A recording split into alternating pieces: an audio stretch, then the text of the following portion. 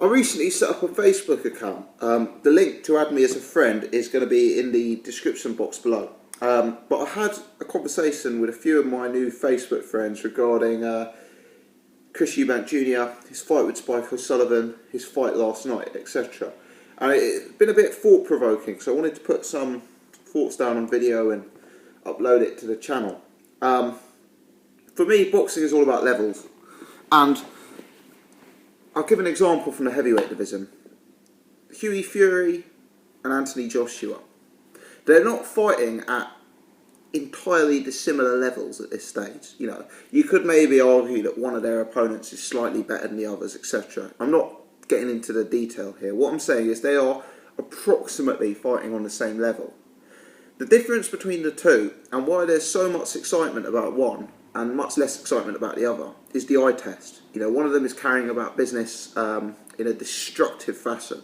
He's going about his business like a wrecking ball, where the other one is fighting at a slower pace.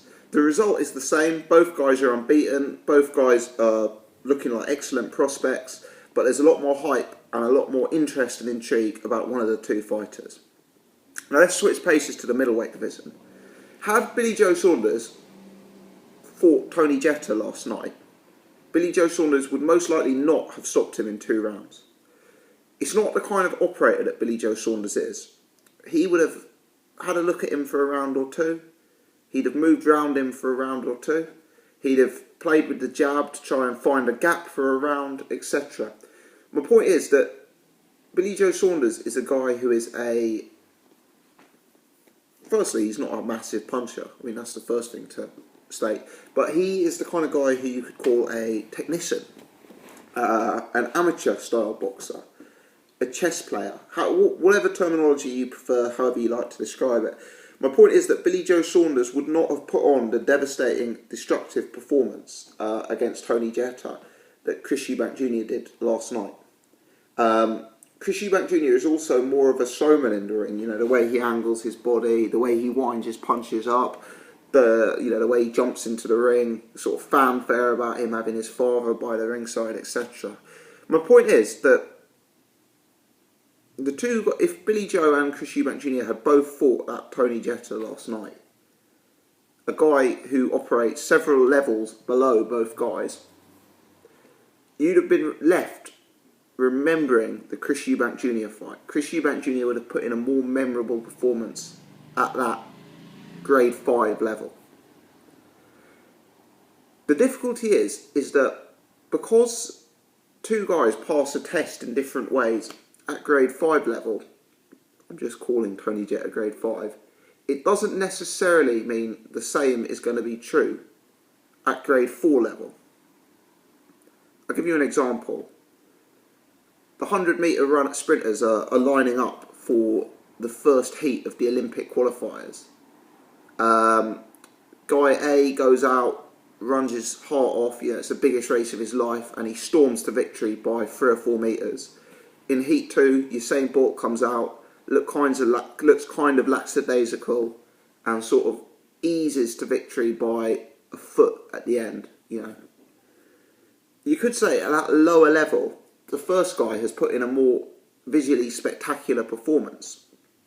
But as they step up and get into, say, the Olympic quarterfinals, it could still be the same. Usain Bolt could still be cruising to victory slowly and just inching his way there, whereas the other guy could streak away from the start and win by miles. But when you get towards the top level, the semi-finals, the finals, sometimes you've got a feeling that somebody's got more in their weaponry. There's a whole nother level for them to get to. Well, that's kind of what I'm getting at here, which is like the fact that Chris Eubank Jr. is looking absolutely devastating against this sort of level 5 fighter does not necessarily mean he's going to be equally as devastating as you go up in ranks. And it may actually be the fighter who fights at the slower pace, who's less devastating but effective, who actually excels when you get to that higher level of competition. Now, I did a video 5 or 6 days ago about Eubank Jr. hitting the wall bag, and I made a comment that he should stop hitting and stop focusing on punching a stationary bag mounted on a wall. That video got some mixed comments. Some people seemed to think it was a genuine good insight. Some people seemed to think I was being ridiculous. My point is, the guy Eubank Jr fought last night, and Eubank looked fantastic, by the way. He actually looked like he'd improved a bit as well. You know, his jab was on, you know, he looked really good. But the guy he was fighting was, if I'm calling Tony Jetta a level 5 or grade 5 guy, he's only one grade above the wall bag. Because Tony Jetta and the wall bag have certain similarities. Neither of them hit back, and both of them were stationary.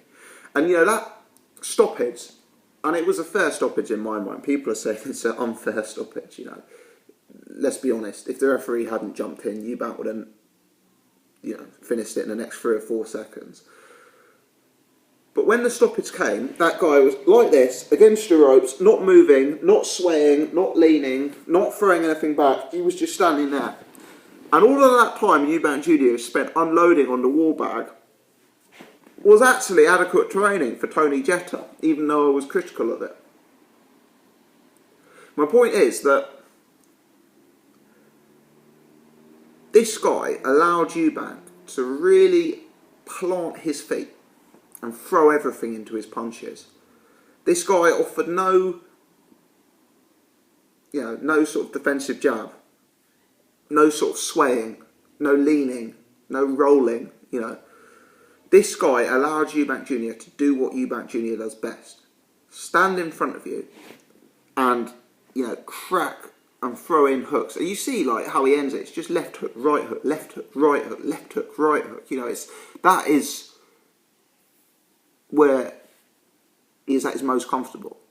And sorry to use the bag analogy again, but that's why he looks so good on the wall bag. Because that's what he's so good at. Now, a guy like Billy Joe Saunders would have probably just peppered him with the jab, waited till a gap came and then hit him across, you know. It would have been a very, very different performance that wouldn't have resulted in a stoppage, and it would have probably been like, I don't know, referee jumps in after round 7, or Billy Joe wins every round on points. The point is, as you step up in class, is Eubank Jr.'s technique going to do the job against a grade 4 fighter? Possibly. Will it do the job against a grade 3 fighter, Spike O'Sullivan? Possibly. But will it do it against an elite level fighter? That's the intangible. And when he stepped up to elite or semi-elite in Billy Joe Saunders, it wasn't enough. So that's why I've got reason for doubt, and I think justifiable reason for doubt, given that performance. I guess what I'm getting at is the less eye-catching fighter, the more technician-style fighter, wouldn't be destroying opponents at grade 5 level, maybe. I mean, some of them would. Someone like Gennady Golovkin would obviously destroy Tony Jetta. But a guy like Billy Joe Saunders, you know, wouldn't necessarily have destroyed him in the same way. But as you step up, it could be very, very different. And this is what I worry about Chris Eubank Jr. Because for me, he is a guy who is very reliant. And this is what this is what I was kind of getting at when I did that video about the stationary bag. He's a guy who's very reliant on being able to unload on someone. He's a guy who's very reliant on, you know, being able to impose himself on someone. I see him as a guy who struggles really at the top level to punch and move at the same time. I think his accuracy is brought into question when you've got a slippery guy, a southpaw, a slick guy, someone bending at the waist. You know, I think that makes him inaccurate, especially if that person's moving around the ring. And he's got to deal with the movement, he's got to deal with the angle, he's got to deal with the dip at the waist, the head movement. Yeah, I think he struggles at that point. I think he is more a guy who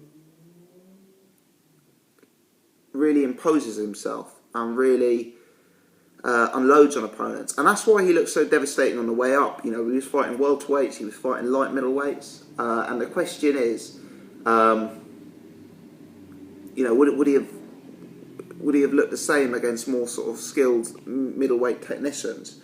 For me, it's a major concern for Chris Eubank Jr. And this is why, even though my video about him punching that back was slightly tongue-in-cheek, this is why I brought up that point, because I do feel that's a major area for concern against him.